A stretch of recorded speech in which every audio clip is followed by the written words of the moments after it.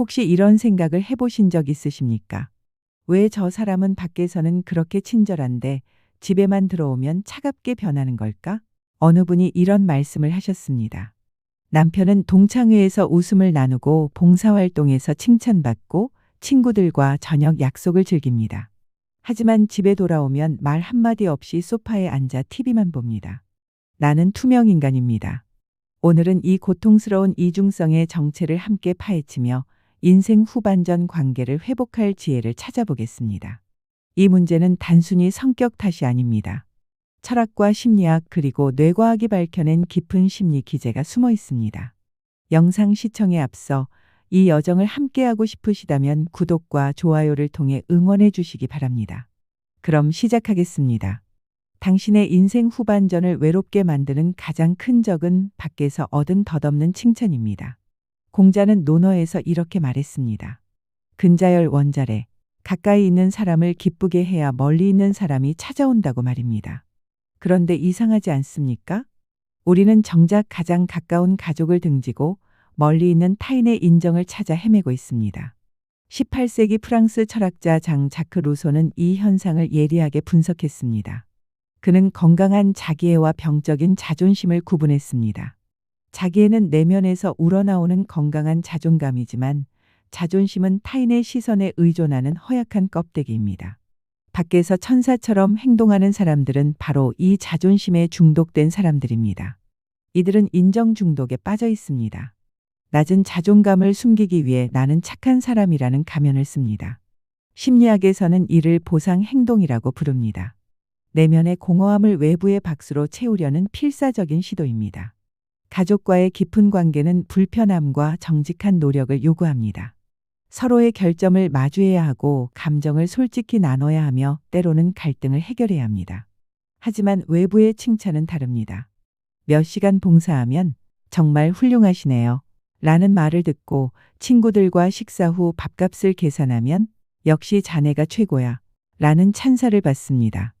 이것은 손쉬운 보상입니다. 더 깊이 들어가 보겠습니다. 심리학자들은 이런 사람들에게서 선택적 공감 능력을 발견합니다. 외부인에게는 공감을 쏟아붓지만 정작 가족에게는 공감이 고갈됩니다. 왜 그럴까요? 가족은 나의 연장선으로 인식되기 때문입니다.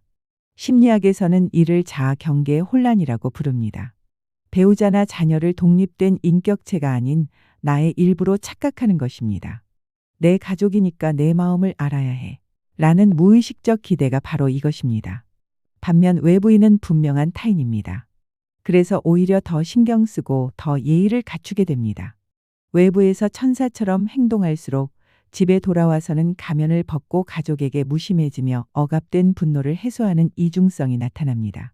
나는 밖에서 이렇게 노력하는데 집에서까지 노력해야 하나? 라는 무의식적 변명이 작동하는 것입니다.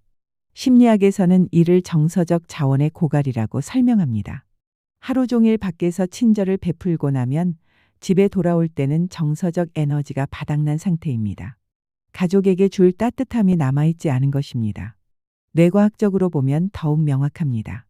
타인의 즉각적인 칭찬은 뇌의 보상 회로를 자극하여 도파민을 분비시킵니다. 도파민은 중독성이 강합니다.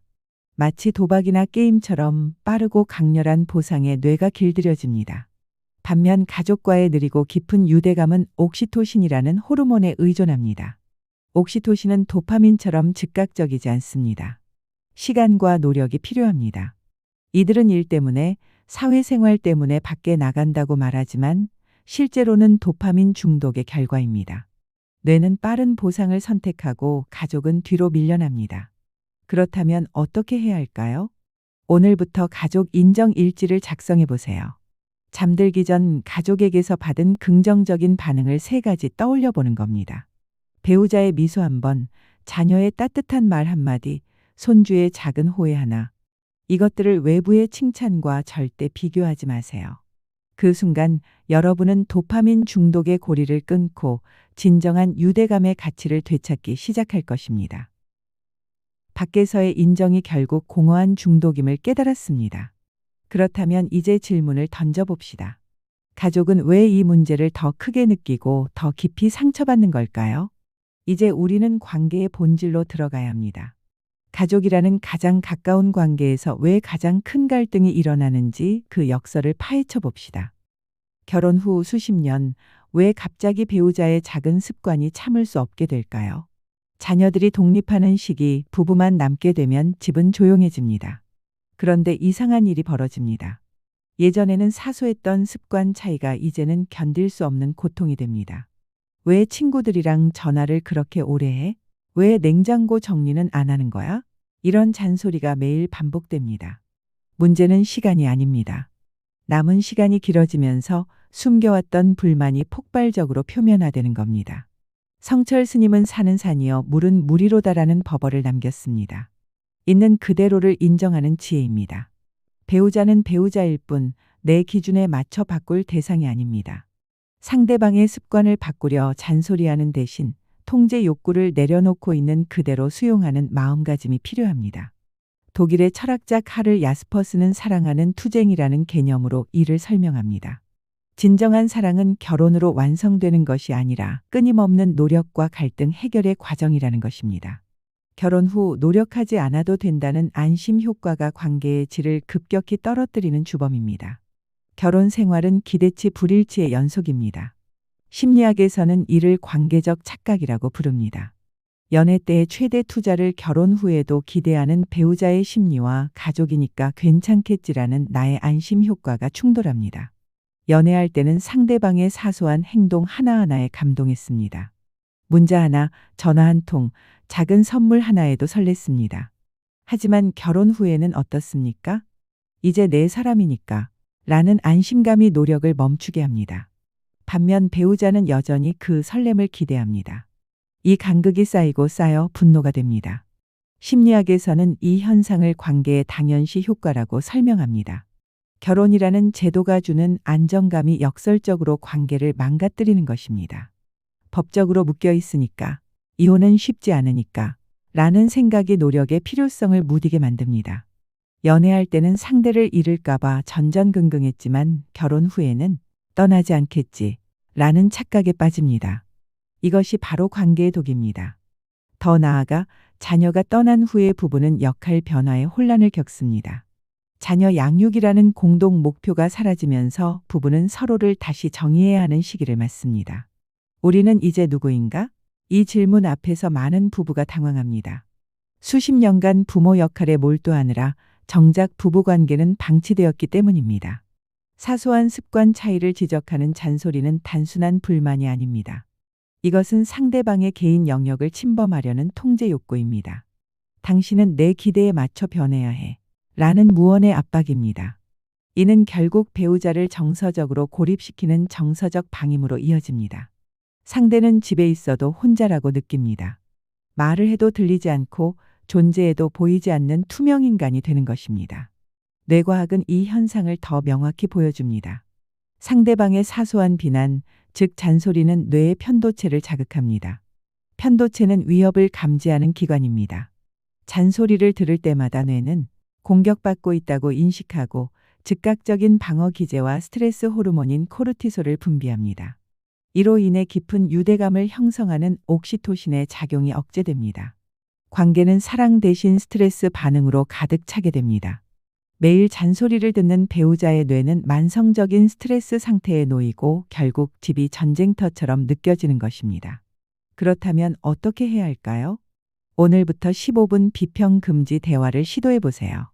하루 15분 비난이나 평가, 조언 없이 오직 나는 오늘 이런 감정을 느꼈다는 느낌만을 공유하는 시간을 확보하는 겁니다. 당신이 문을 세게 닫아서 화가 났어가 아니라 나는 오늘 조용한 저녁이 필요했어 라고 말하는 것입니다. 이 작은 변화가 편도체의 방어 반응을 줄이고 옥시토신의 작용을 회복시킵니다. 관계는 다시 안전한 공간이 됩니다. 우리는 가족 관계에서 관계를 당연시하는 태도가 얼마나 위험한지 배웠습니다. 그렇다면 이제 마지막 질문을 던져봅시다. 상대방이 변하지 않는다면 나는 어떻게 해야 할까요? 이제 우리는 가장 중요한 태도, 정서적 독립과 경계 설정으로 나아가야 합니다. 이것이야말로 노후의 평화를 지키는 최후의 방패입니다. 배우자의 늦은 귀가 때문에 당신의 평화로운 일상이 망가지고 있지는 않습니까? 많은 분들이 이런 오류에 빠집니다. 외부 헌신에 대한 죄책감을 돈이나 선물로 때우려 합니다. 미안하다는 말과 함께 비싼 가방을 사주거나 여행을 약속합니다. 하지만 이것은 일시적인 피해 보상일 뿐입니다.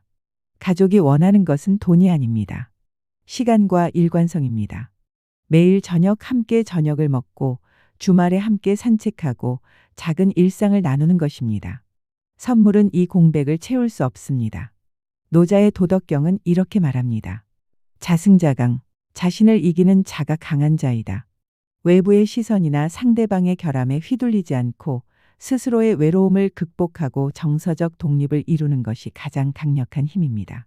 피해자 측, 즉 가족에게 상처받는 쪽은 상대방의 부재에 대한 정서적 의존성을 낮춰야 합니다. 심리학에서는 이를 정서적 자립이라고 부릅니다. 상대방의 행동에 감정적으로 폭발하기보다 나의 한계점과 규칙을 명확히 하는 경계 설정이 필수입니다. 여기서 중요한 개념은 통제 가능성의 구분입니다. 심리학자 스티븐 코비는 영향력의 원과 관심의 원을 구분했습니다. 우리는 상대방의 행동, 즉 관심의 원을 바꿀 수 없지만 나의 반응, 영향력의 원은 바꿀 수 있습니다. 배우자가 늦게 들어오는 것을 막을 수는 없지만 그로 인해 내 수면 시간이 망가지는 것은 막을 수 있습니다. 이것이 바로 경계 설정의 핵심입니다. 많은 분들이 경계 설정을 냉정함 또는 포기로 오해합니다. 하지만 그렇지 않습니다. 이것은 자기 보호이자 관계를 지속 가능하게 만드는 유일한 방법입니다. 예를 들어 이렇게 말할 수 있습니다. 당신이 밤 10시 넘어 들어오면 나는 더 이상 안 기다릴 거예요. 나는 9시에 잠들 겁니다. 이것은 협박이 아닙니다. 자기 보호입니다. 이혼이라는 극단적인 선택 대신 나와 아이들의 평화를 위한 최소한의 규칙을 가해자에게 요구함으로써 스스로의 존엄성을 지키는 것입니다. 이는 가해자에게는 압박감을 주고 피해자에게는 자기 보호의 힘이 됩니다. 나는 당신의 행동을 통제할 수 없지만 나의 반응은 통제할 수 있다는 깨달음이 힘의 원천입니다. 심리학에서는 이를 자기 효능감 회복이라고 부릅니다. 오랜 기간 무력감에 시달렸던 사람이 나도 선택할 수 있다는 사실을 깨닫는 순간 심리적 힘이 회복됩니다. 상대의 변화를 기다리는 것이 아니라 나의 규칙을 세우는 것. 이것이 정서적 독립의 시작입니다. 뇌과학은 이 경계 설정의 중요성을 생리적으로 증명합니다. 상대방의 불규칙한 행동으로 자율신경계가 교감신경 우위 상태에 빠지면 만성적인 불안과 분노가 유발됩니다. 교감신경은 싸우거나 도망치라는 신호를 보냅니다. 배우자가 언제 들어올지 모르는 상황에서 뇌는 끊임없이 긴장 상태를 유지합니다. 이것이 반복되면 만성 스트레스가 됩니다. 반면 자신의 수면 및 생활 패턴을 엄수하고 정서적 경계를 확립하는 행위는 미주신경을 활성화하여 부교감신경의 역할을 강화합니다. 미주신경은 안전함의 신호를 뇌에 전달합니다. 이 안전함의 루틴은 몸을 이완 상태로 돌려놓아 상대방의 행동에 대한 생리적 과민 반응을 줄이고 회복 탄력성을 높입니다. 나의 루틴을 지킬 때 뇌는 나는 안전하다. 나는 통제력을 가지고 있다고 인식합니다. 그렇다면 어떻게 해야 할까요? 오늘부터 나를 위한 규칙을 선언해 보세요. 배우자의 귀가 시간에 맞춰 삶의 리듬을 흔들지 마세요. 나의 취침 시간, 기상 시간, 그리고 하루의 작은 루틴을 스스로 지키는 것이 곧 마음의 평화입니다. 타인의 일정이 아니라 나의 일상의 중심을 두는 연습을 시작해 보세요. 이것이 바로 존엄성 회복의 시작입니다. 여러분, 우리는 오늘 3가지 사유를 통해 깊은 여정을 함께 걸었습니다. 첫째, 밖에서의 인정은 도파민 중독이며 진정한 유대감은 가족과의 느린 관계에서 옵니다. 둘째, 결혼의 안심 효과가 관계를 망치며 15분의 비평 금지 대화가 관계를 회복시킵니다. 셋째, 정서적 독립과 경계 설정이 나의 평화를 지키는 유일한 방법입니다. 논어는 이렇게 말합니다. 군자는 화이부동하고 소인은 동의불아한다. 군자는 조화롭되 맹목적으로 따르지 않고 소인은 겉으로만 따르되 조화롭지 못하다는 뜻입니다.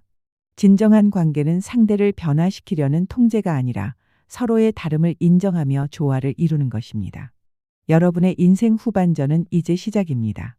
외부의 덧없는 칭찬이 아니라 가족과의 진실한 시간에서 행복을 찾으십시오. 상대를 바꾸려 하지 말고 나의 경계를 지키며 정서적 독립을 이루십시오. 마지막으로 질문을 던집니다. 오늘 저녁 당신은 가족에게 어떤 말을 건넬 것입니까? 이 영상이 도움이 되셨다면 구독과 좋아요 부탁드립니다. 댓글로 여러분의 이야기도 들려주세요. 다음 영상에서 뵙겠습니다. 감사합니다.